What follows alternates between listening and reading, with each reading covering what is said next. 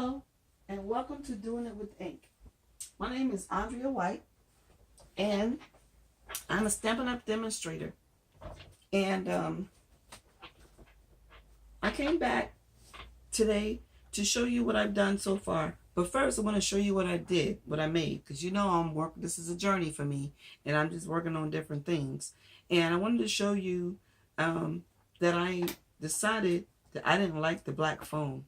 I like color. That's the whole purpose of being crafty, to use color. So what I did was I cut me some fun foam, 2 pieces, and I used a spray adhesive to put it together. I thought I was going to use a Xyron because I have allergies and asthma, and so I didn't really want to use the spray.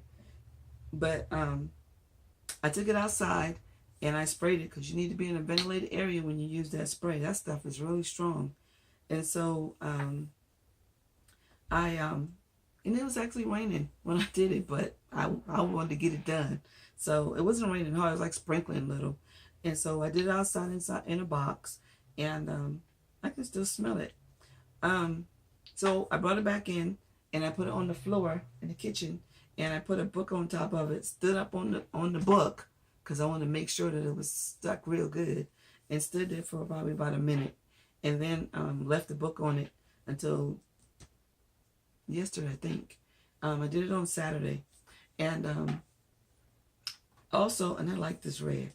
Also, what I did was my upline, Denise, she gave me some of these when I ordered my Stamparatus as a customer. I wasn't a demonstrator yet. And she sent me this, because everybody that ordered this, she sent us some of these. But what I did was I cut mine down some, because I wanted the red to show. Because there's no need in making it red if you can't see it. If it's going to be hidden, it might as well be black. So at least that's how I think about it. So I made it red, and then I laminated it so that I would be able to see some of the color. And I know that 4 boxes is 1 inch, so it'll make it easier for me to measure if I need to measure.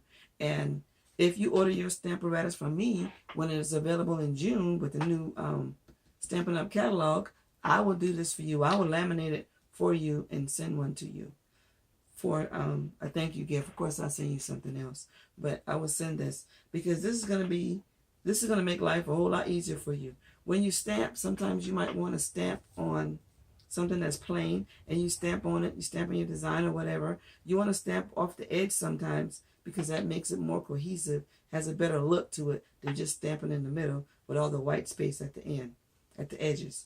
So when you stamp off the edge, it'll get on the lamination, and I guess that's what it's called, and you can wipe it off. So this is going to come in handy, and you can use either side. Also, what I wanted to remind you of about the paper pumpkin. The paper pumpkin is $10 this month, and it's $10 in May. So if you order the paper pumpkin, if you subscribe to the paper pumpkin, you can get it for $10 this month if you use the promo code SAVE500418. SAVE, SAVE-FIFTY 0418. If you subscribe this month, you will get it for $10 this month and $10 in May. And if you continue your subscription, it'll be $19.95. All prices include shipping. There is no other package deal, monthly special that I know of that you can get for $20 plus the shipping. That includes the shipping. There's no, and if you know something else, tell me about it, because I would love to know. Paper Pumpkin gives you everything that you need, all your adhesive, your ink, your stamp sets. It gives you everything that you need. If this is your first time watching me, go watch my Paper Pumpkin unboxing so you can see that what it includes. Also, it'll give you not just cards, because like for the month of March we got cards. It's not always cards. The Paper Pumpkin content is a surprise. It's a nice surprise. It's a pretty surprise. It's an easy surprise. It's a monthly surprise. And if you order it, it's nice to be able to get something in the mail and not know what it is. I mean, at least I think so. You know, so you go to your mailbox and you get your bright orange box, comes in an orange box, and it comes with everything that you need. Your first one will come, I didn't mean to do all this, but since we're here, will come with an acrylic block. Let me see. Here. It comes with an acrylic block. Only the first one. If you've already gotten one, your next one will not have this block in it. Okay? It only comes with your first one. You get your acrylic block, you get some ink, and you will get some stamps, photopolymer stamps, and whatever else is in the box, it will coordinate with everything that's in there. You don't need to have anything else. You don't need to be a crafter to get this project. It just comes fully contained in that box, and what's in the box is all you need. You don't need anything else. You might see me using some extra stuff because I have it. But you don't need it. The one thing you will need though is a pair of scissors. These are paper snips, and this magnet is really strong. You need the paper snips because you might have some twine or you might have some ribbon, like the one that was in this box, and these have to be cut. So I'm quite sure that everybody has scissors. So these are really nice scissors though, and they cut right up to the edge. You know how you cut something and you want to cut right in the corner and snip that little corner right there? These do that. The paper snips. This is my favorite scissors right now. But the paper pumpkin is good even if you're not a crafter. Maybe you want to get it for your kids or your nieces and your nephews or your grandchildren or maybe your great-grandchildren. I have one great-grand, but he's not going to be doing this for a long time. He's only 5 months old. So, but I'm going to get him crafting, though. All of my grandchildren have crafted with me. They've done cards. They've done scrapbook pages with me because I want to include them in the scrapbook that I'm making, and I want them to be able to look at the pages that they've made, you know, over the years. And so I scrapbook with them, you know, whenever they come. We do something crafty when they come. And crafting with kids is a good time for you to, you know how people used to talk about their day over dinner? Well, now, because people don't sit together anymore, everybody eating at a different time. But if you craft together, you will be surprised at the things that kids talk about when they're crafting with you and telling you about their day and their, you know, routine at school or on the school bus or with their friends or whatever. You will be surprised. But let's get back to this paper pumpkin kit.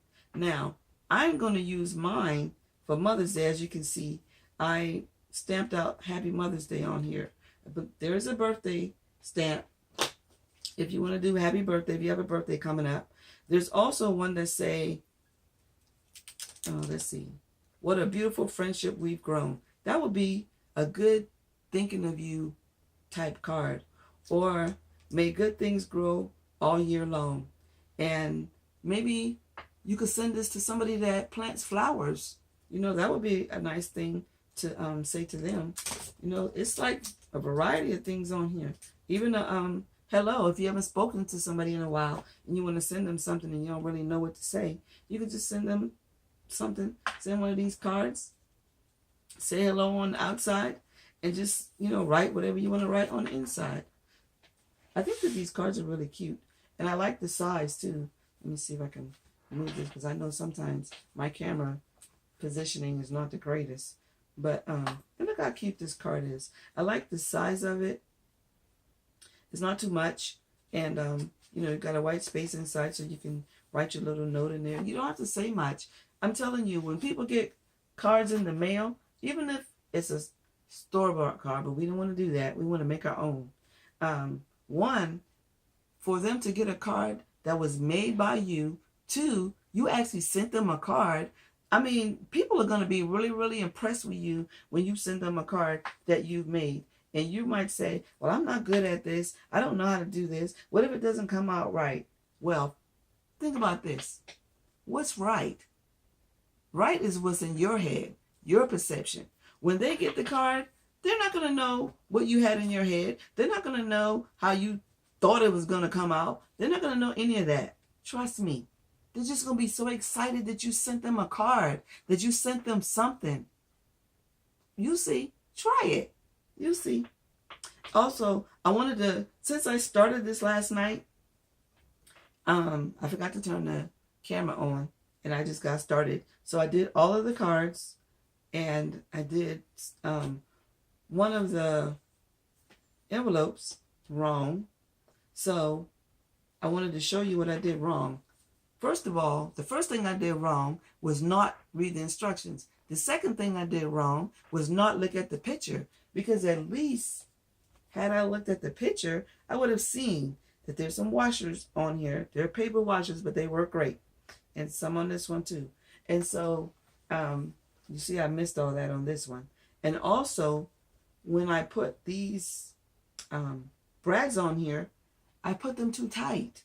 See, look how flat that sits compared to this one.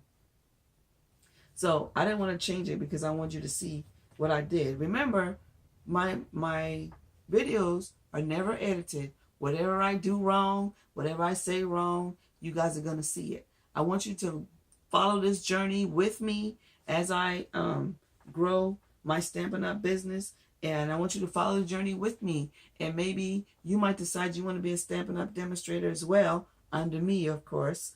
And you'll know the journey. You'll know the things that you have to do, the steps that you have to take to become a demonstrator. It's really easy. But let's stay focused, because I can go off on a tangent here. So back to this. Now this one has the washers, and also this one, look how easy this is. Oh my gosh. I can't wait to compare that one with this one. Look.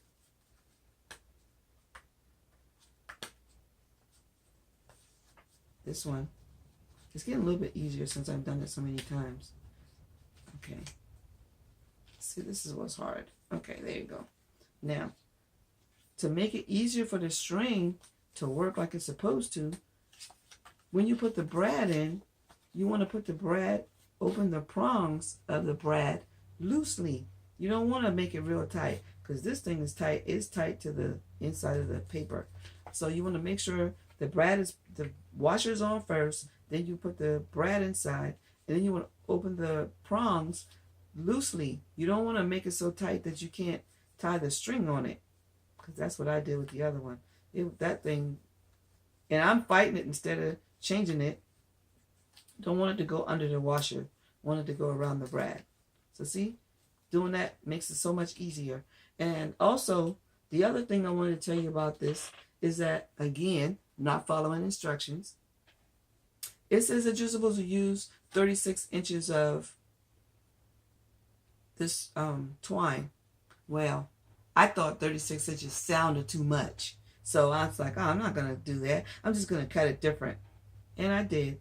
And as you can see, none of these look the same, because I did that. Why is it only 3? But anyway, so there we go. So, follow instructions. That's why they're there. They make life easy if we just follow instructions. And let me see, what else was it that I found that I wanted to tell you about, just in case you haven't. Oh, when you cut your ribbon, let me do it on here. When you cut your ribbon, you can do, I don't know how you plan on doing yours, but let's see if I can find the end. There you go.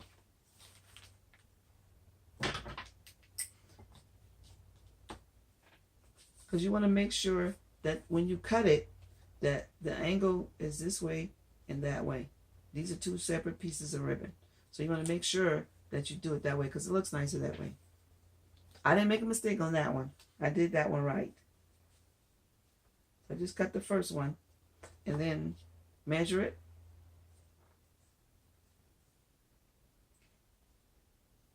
It don't have to be exact, but You do want to measure it somewhat. Okay, so now you take this one.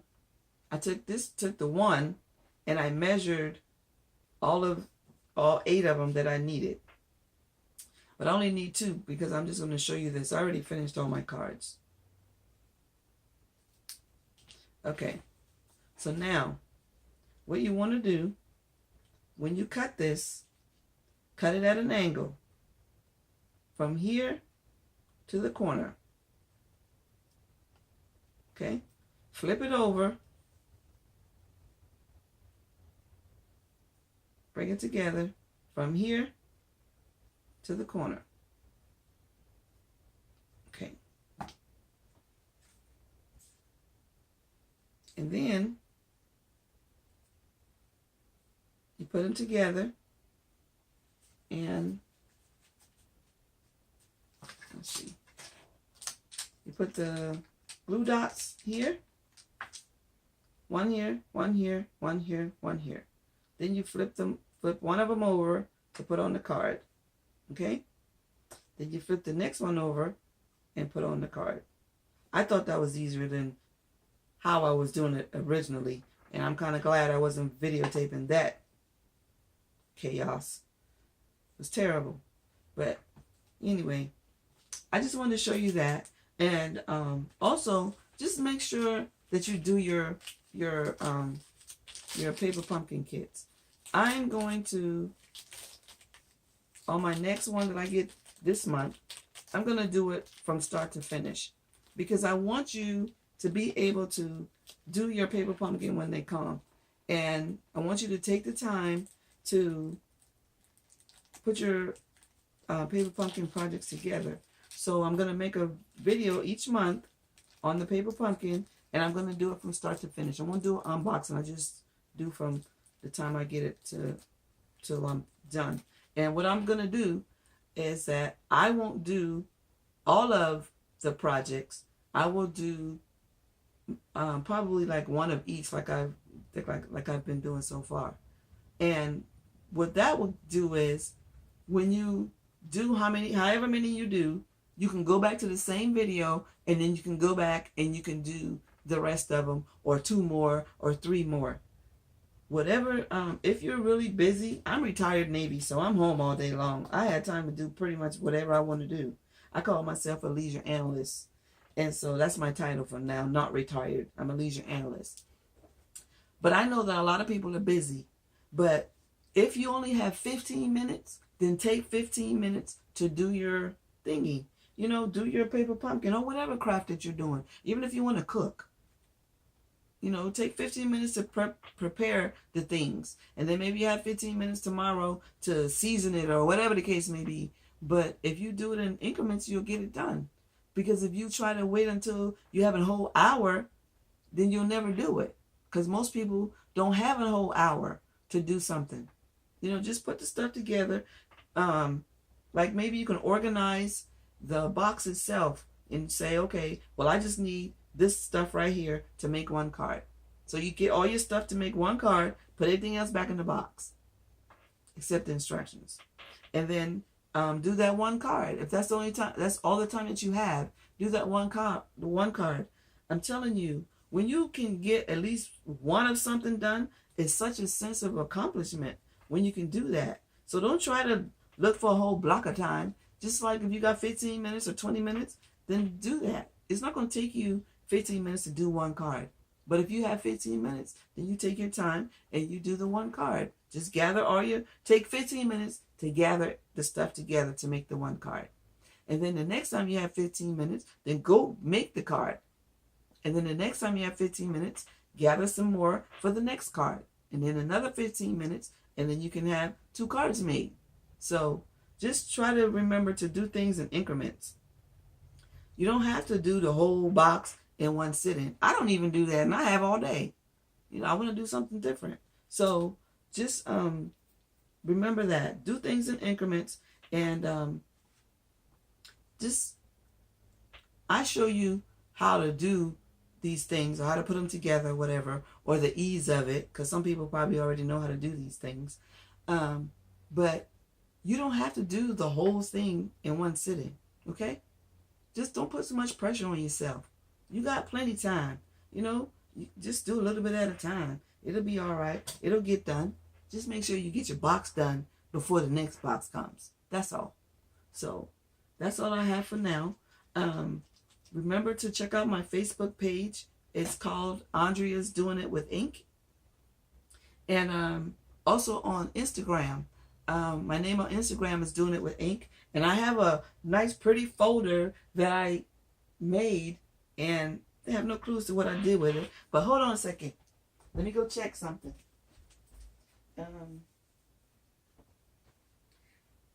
I'm reorganizing my room, and I don't know about y'all, but whenever I do that, I make a mess and I can't find anything. Here we go. So this is where you can find me on Facebook, Instagram, and YouTube. You're going to be able to find me on Periscope soon too. But right now, this is where I am. And I did this all by myself. So now I'll be able to add Periscope on there once I get there. So I think that I'm doing pretty good. I haven't, I've started a blog, but I haven't made it public yet because I don't like it. And, because it's just words. There's no pictures, no nothing. And that's not nice. Need to look pretty. And besides, whatever it is I'm talking about, it should at least have a picture of that so you can see what it looks like. So that's where I am with that. But I am writing on it. And so it'll have information on it once I get it published. Make it published. Public, not published. So here's where I am. And I appreciate you coming in and spending some of your time with me. And I thank you for just being here. Makes me feel like somebody's here, even though nobody's here. But I feel like you are. And so, and I hope that you feel like I'm right there with you. So, thank you for coming. Thank you for watching my video. And again, as always, like, subscribe, and tell a friend. And be sure to come back.